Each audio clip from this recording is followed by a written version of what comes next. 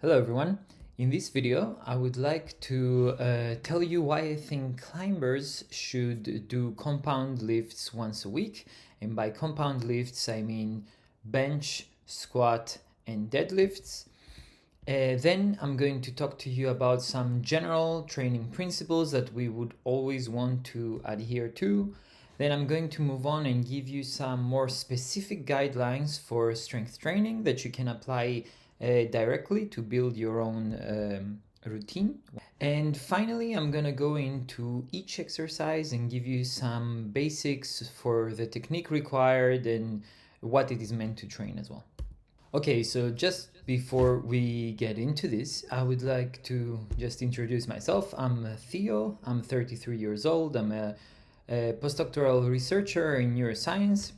And I want to make clear that I'm not a professional climber by any stretch of the imagination. I've just been climbing for about 6 years now, which places me kind of firmly into the intermediate climber category. However, I've been training with weights for more than 10 years now. And I would like to share what I've learned during this period. I have managed to achieve some lifts that are considered advanced. So for bench press, 110 kilos, for squats, it's 140 kilos, and for deadlifts, it's 180 kilos. And all those are at a body weight of less than 70 kilograms. These are considered advanced according at least to Jeff Nippard, and I will link to his video below.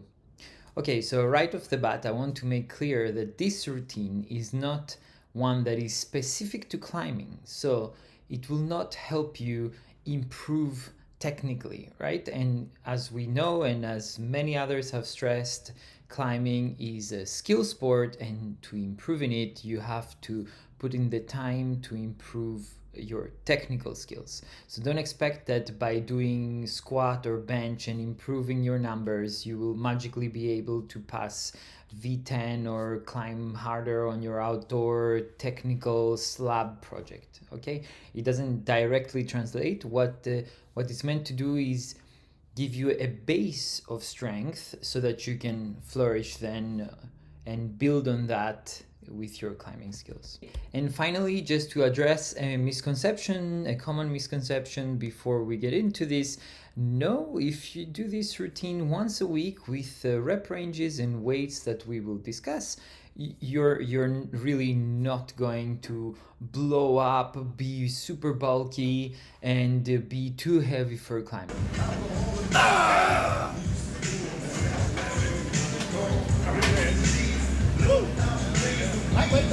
Really, to achieve this, pro bodybuilders, for example, need to train with weights for many years consistently, coupled with enormous amounts of calories and protein and potentially other helpers to be able to actually put on a lot of muscle and compete in this kind of realm.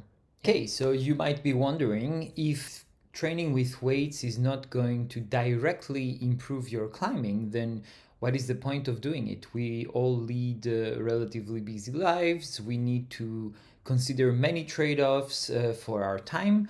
So is this something that you need to add to your weekly routine? And here's my thinking about it. The first reason is that it helps with maintaining or growing your muscle mass and therefore your general health. And you can find some links to some studies showing this in the description below. And this might be especially important if you're older or if you're a woman, both categories that tend to not be able to hold on to too much muscle just naturally. Reason number 2 is that being generally strong will help with injury prevention from all the strenuous positions that climbing often puts us in. And also it helps prevent muscle imbalances that result directly from climbing, since we are always training mostly the pulling muscles and yeah, not so much the pushing ones, for example. It also helps to train these exercises if you have different interests. For example, myself, I like to play football, I like to do some trail running or hiking in the mountains and so on, and it helps with that. Next, it's very easy to track your progress over time, which means that it helps with your motivation. For example, if you're stuck with climbing, as we all are many times at a certain plateau, you can fall back into the strength training, look at your metrics, improve little by little over time, week on week, and get some motivation from this. Another reason is that trying really hard is a very important skill in climbing. And sometimes it's quite hard to apply this while we are very, stressed on the wall. You think you're going to fall, so you cannot try that hard, you just drop off. Well, when you're training with weights, it's quite a controlled environment. Everything is stripped down into you and the bar most of the time. So it's quite easy to try really hard, and you can have a spotter, of course, to increase the safety of this. And this helps you learn the skill of really pulling every muscle fiber you have together and putting all that neural drive there. And finally, it's actually quite a lot of fun to move really heavy things around. It can bring you some sense of satisfaction that you don't really get from other things. Okay, and why these three lifts specifically? Why bench, squats, and deadlifts? And yeah, my reasoning is this. They target almost the entire body, and whatever they don't train, which is not that much, is then trained by climbing anyway. So we are basically covering all our bases. The second thing is that there are very common exercises in the lifting community, so there is a lot of info out there for you to go and find about technique, about safety, about progression, and so on. The third one is that it's quite easy to find the required equipment, and nowadays most of the climbing gyms even have barbells or squat racks, so you don't need a separate subscription to a gym to be able to do these exercises. And finally, it's that they're very easy to progress. It's very easy to add either weight or reps or sets or reduce your training time, resting time, and yeah, progress with these exercises, which is not as easy to do with more complicated exercises. Great, let's now go into some general training principles to keep in mind. So the most important one, at least in my mind, is consistency. So you have to keep in mind that there are no shortcuts. It's only by taking small actions repeatedly over long periods of time that you will be able to see the compound effects and improve over time. So focusing on doing something week after week after week, instead of just doing an epic workout that destroys you once in a month, and then you cannot train for another month. Yeah. So the second principle is progressive overload, and this is also a very important one. So to see consistent improvement over long periods of time, you will have to increase the demands that you place on your body. So be it with weight or reps or sets added, but something needs to be progressively added as a challenge to your body. But the flip side of this is that you need to do this gradually over time. You cannot add a lot of training load very quickly and expect that your body will be able to adapt to this. It will only just lead to overtraining and injuries. So keep this in mind as well. The next one is called modulation, which is also relatively equivalent to recovery. So your body needs to be given the time and the ability to absorb all the training load you impose on it. And yeah, as many people say now, recovery is just as important as training, if not more so. So you really need to be thoughtful for the amount of training that you can sustain. So for example, if you're climbing, 6 times a week, which is already a lot, don't add another two strength training sessions, right? Like be mindful of the overall load you have, and let there be some modulation in this load. And this modulation needs to happen at multiple levels, right? So you need some intra-session modulation. So within a single session, you need to have some periods of rest and periods of actual, training and pushing. You need to have some inter-session modulation. So you need to give enough rest between sessions so that your body has time to adapt. And finally, you have a modulation over longer periods of time where you can add, for example, deload weeks every fourth week or fifth week, and so on, right? Okay, another principle is the principle of simplicity, and this goes quite well with consistency as well. So to maintain a consistent progression over time, the most likely way to get there, if you have a simple routine, which means that you can do it in many different circumstances, it doesn't take too much equipment to do, so you can't really find easily excuses to not do it, right? Simple workouts work best. Finally, a very important one that many people kind of miss out on is that stress needs to be taken into account. And training, strength training as well, is a stressor that the body undergoes and then needs to adapt to, right? And adapting to this stress is what makes you grow. However, other stressors like life, work, travel, family, all of these things are also stressors that need to be taken into account. And if you don't take them into account, this can also lead to injury, or at best just not progressing as you would like. Okay, and now let's go into some guidelines that you can rely on while building your own training routine. First and foremost, you have to try to focus on clean technique over adding more weight, what is known as ego lifting, right? You don't want to be doing that. You need to find out some good sources of information, and I'm not saying I'm the best one, so I'm gonna add some links below for videos that you can watch to find out more, and then try to stick to that good technique that you have learned, right? And one very important thing here is that range of motion is important. You don't want to be doing really small partial reps. You want to move the muscle throughout its whole range of motion if possible, and strengthen it everywhere. Another guideline is that you need to control the eccentric, which is the portion where the muscle is lengthening. This has been found to be very important for strengthening. And that means you shouldn't let the weight drop basically very fast, or like for example, if you're doing your bench press, you shouldn't let the weight drop quickly onto your chest, right? And also try to incorporate a pause at the bottom if possible as well. That has been also found to be useful.